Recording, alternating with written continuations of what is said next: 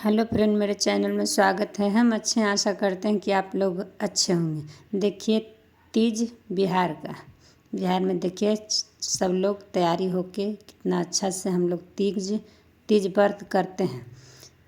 देखिए, सिंदूर लगाए हैं, पंडित जी के बुलाए हैं। पंडित जी ब्राह्मण कथा कह रहे हैं। देखिए, कथा सुनिएगा, कितना अच्छा लगता है। हे मुनिश्रेष्ठ, नारद जी उस समय तुम्हें देखने गए थे। नारद जी को देखकर गिरि ने अर्घ पाद आसन दिया, आदि देकर उनकी पूजा की और कहा कि हे स्वामी, आप किस लिए आए हो? मेरा अहोभाग्य है, आपका आगमन मेरे लिए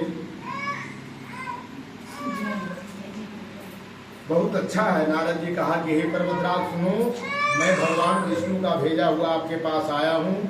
आपको चाहिए कि यह कन्या रत्न किसी योग वर को दे।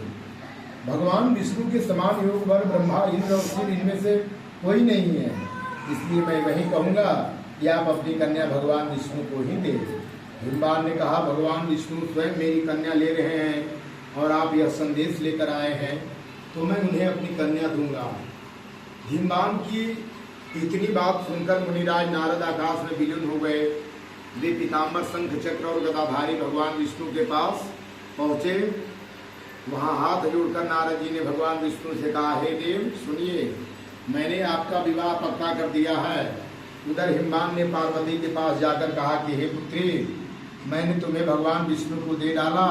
तब पिता की बात सुनकर तुम बिना उत्तर दिए ही अपनी सखी के घर चली गई। वहीं जमीन पर पड़कर तुम बड़ी दुखी होते हुए विलाप करने लगी। तुमके इस तरह के विलाप करते देख एक सखी ने पास आकर कहा कि हे देवी, तुम क्यों इतनी दुखी हो? इसका कारण बताओ। तुम्हारी जो कुछ इच्छा होगी, मैं यथाशक्ति उसको पूर्ण करने का चेष्टा करूंगा, इसमें कोई संशय नहीं है। पार्वती बोली, मेरी जो कुछ अभिलाषा है उसे तुम प्रेम पूर्वक सुनो। मैं एकमात्र शिव जी को अपना पति बनाना चाहती हूँ, इससे कुछ भी संशय नहीं है। मेरे इस विचार को पिताजी ने ठुकरा दिया है, इससे मैं अपने शरीर को त्याग दूंगी। पार्वती की इस बात को सुनकर सखियों ने कहा कि शरीर का त्याग मत करो, चलो किसी ऐसे वन को चले जहाँ पिता को पता न चले। ऐसा सलाह कर तुमने वैसे वन में जा पहुंची जी।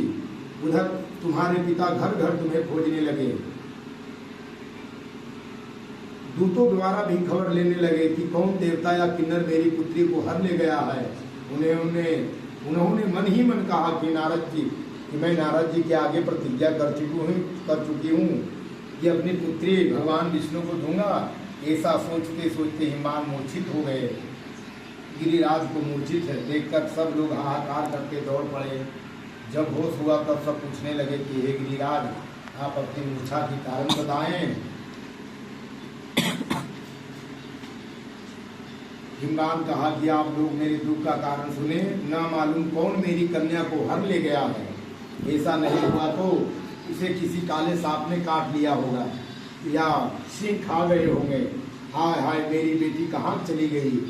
किसी दुष्ट ने मेरी पुत्री को मार डाला। ऐसा कह के वायु के झोंके से कांपते हुए वृक्ष के समान कांपने लगे। इसके बाद हिमवान तुम्हें वन वन खोजने लगे। वह वन भी सिंह, भालू, हिंसक जंतुओं से बड़ा भयानक हो रहा था।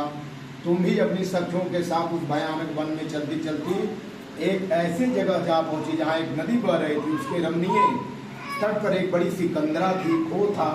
तुमने उसी कंदरा में आश्रम बना लिया और मेरी एक बालिकामयी प्रतिमा बनाकर अपनी सखियों के साथ निराहार रहकर मेरी आराधना करने लगी। जब भाद्रपद शुक्ल पक्ष की हस्तयुक्त तृतीया तिथि प्राप्त हुई, तब तुमने मेरा विधिवत पूजन किया और रात भर जागरण करके गीत वादासी से मुझे प्रसन्न करने में बिताया। उस व्रतराज के प्रभाव से मेरा आसन डगमगा उठा, जिससे मैं तत्काल उस स्थान पर जा पहुंचा जहां पर तुम अपने सखियों के साथ रहती थी। वहां पहुंचकर तुमने कहा कि मैं तुम पर प्रसन्न हूं।